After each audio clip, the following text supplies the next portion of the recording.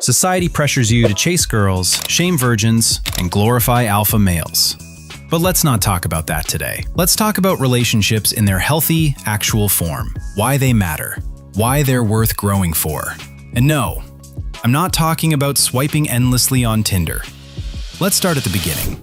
As a human, you have basic needs. Food, sleep, sex. Sure, but not just those.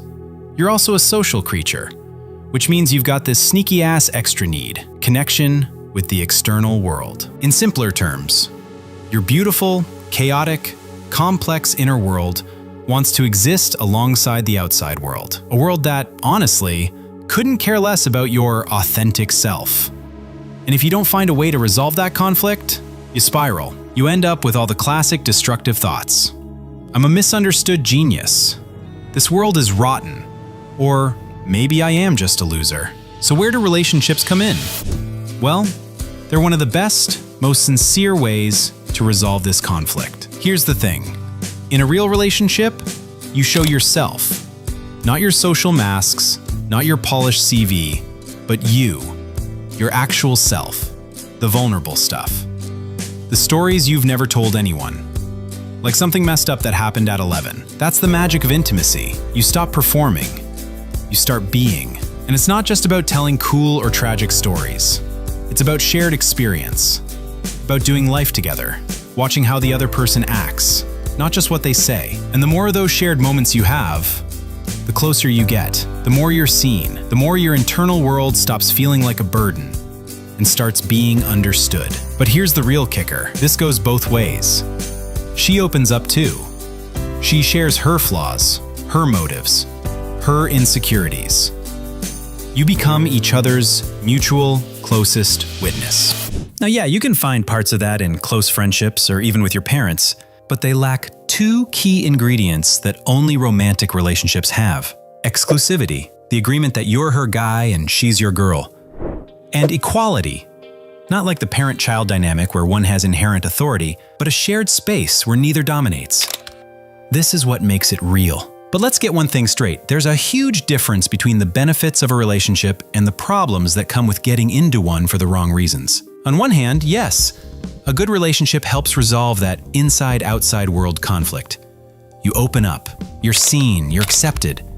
She finds you funny, sexy, unique. Your inner world feels recognized. But here's the tricky bit. That self-understanding, that self-worth, it has to come from you. A lot of people crave relationships because they want someone to finally see them, love them, make sense of them. But let's be honest, that desire usually grows from the fact that you haven't learned to love or understand yourself. So what happens? People get into relationships not out of mutual respect, but out of fear of being alone. And that's when they end up in codependent disasters, where they cling to each other, not from love, but from panic, from desperation. And that might look romantic at first. We're one soul, we're inseparable.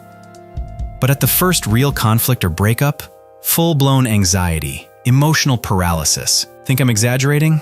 Then explain why so many kind, smart, beautiful girls date absolute assholes.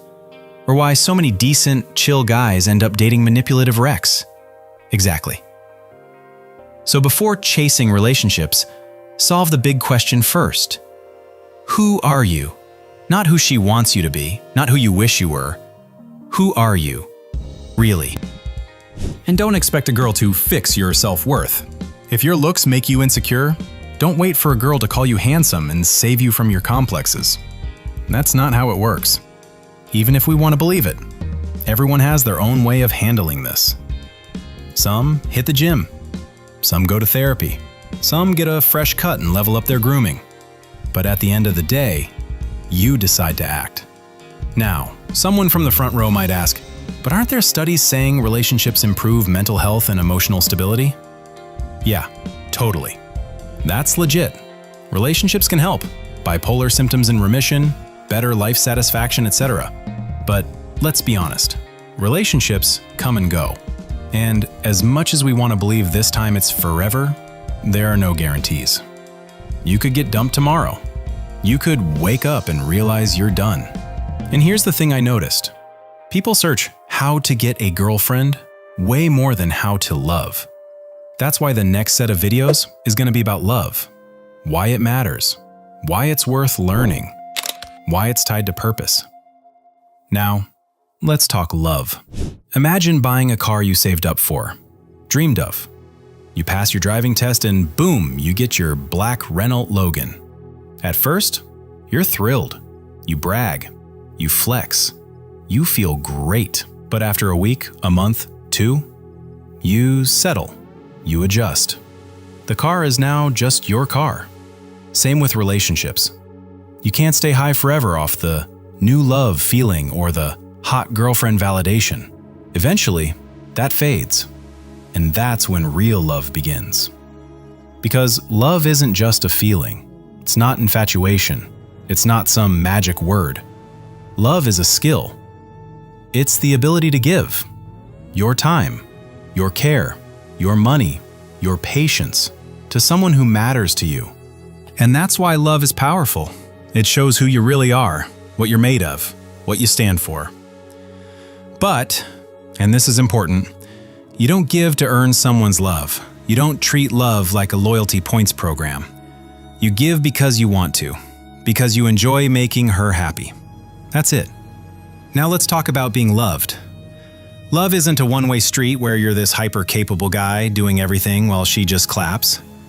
She's got to be there too, supporting you during tough times, not just acting like she's above you. Seems obvious, but dudes forget this. They forget themselves. They handle 80% of the emotional weight in a relationship. Solve every problem, always initiate, and bottle up all their own pain. But you deserve care too. You deserve comfort. Don't act like you're so self-sufficient you don't need it. And if you're still single and just dating, don't project your ideal girlfriend onto someone who doesn't care. If she's not even into your hobbies or ideas during the first few dates, she won't suddenly become supportive later. Another little thing. Relationships also give you safety, comfort. After a long day, you know someone's waiting. Someone who misses you. Someone who's ready to watch a dumb show, talk about Minecraft or death anxiety, depending on your mood. That sense of emotional home is one of the most important things in life. And over time, as she starts understanding your weirdness, fears, hopes, you build that mutual witness thing again. You build something real. In long-term relationships, people don't love each other because they're perfect. They fall for the quirks. They love some parts, and they accept the rest. But don't get it twisted. None of this comes easy. Getting to that level takes work. Endless swiping, awkward dates, unreturned texts, disappointments. And even once you're together, you still gotta maintain it. You'll need to trim your pubes, find a job, listen to irrational rants, set boundaries. Relationships, even great ones, take effort. Your mom tolerated your tantrums and forgot gym shoes. Your dad stayed calm when you blinded him with a flashlight in the bathroom. Your best friends drove across town to help build your PC or bail you out of drama.